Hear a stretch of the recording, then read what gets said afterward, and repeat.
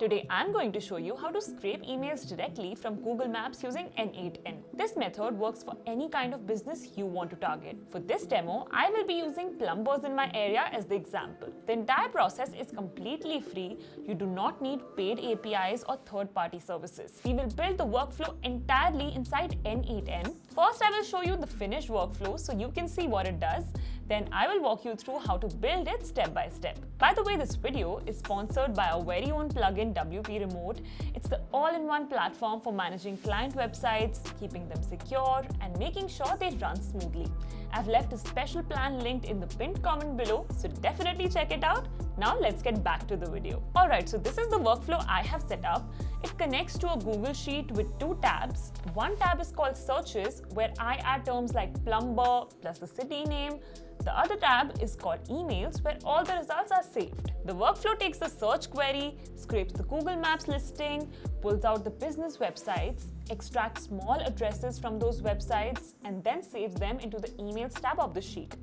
When I run the workflow, N8N fetches the search, processes the listings, goes through each website, and places the collected email addresses neatly into the sheet. That is the outcome we are working towards. Now let's build it together. First, I will create a new workflow in N8N and call it Google Maps Plumber Scraper. Step 1 is to add a manual trigger node. A trigger is what starts the workflow. Using a manual trigger lets me test it as I go. Step 2 is to add an HTTP request node. This node makes a web request similar to when you open a site in your browser. Here we point it to Google Maps with our search query. The format is www.google.com/maps/search/your-query. For example, plumber.boston.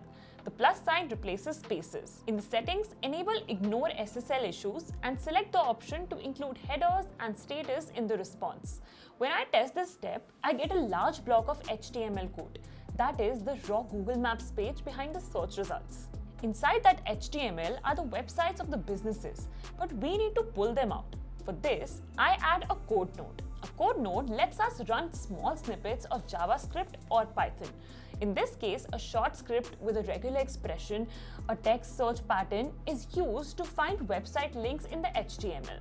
After testing, I now see a list of URLs. Some of these are not useful. They include Google links and other technical domains we don't need. To clean up the list, add a filter node. A filter removes items that meet a condition. I set it to remove anything that contains schema, Google, or gstatic. After running this, the list is much cleaner and now only contains plumber websites. Some websites can still repeat, so add a remove duplicates node. This keeps only one copy of each website. Testing again shows a shorter list with unique plumber websites. Next, we need to check each website for email addresses. Scraping all the websites at once can cause your IP address to be blocked. To avoid that, add a loop node. A loop runs the same step one by one for each item. Inside the loop, I place a wait node set to 1 second. This slows the request down just enough to reduce the chance of being blocked. Inside the loop, add another HTTP request node.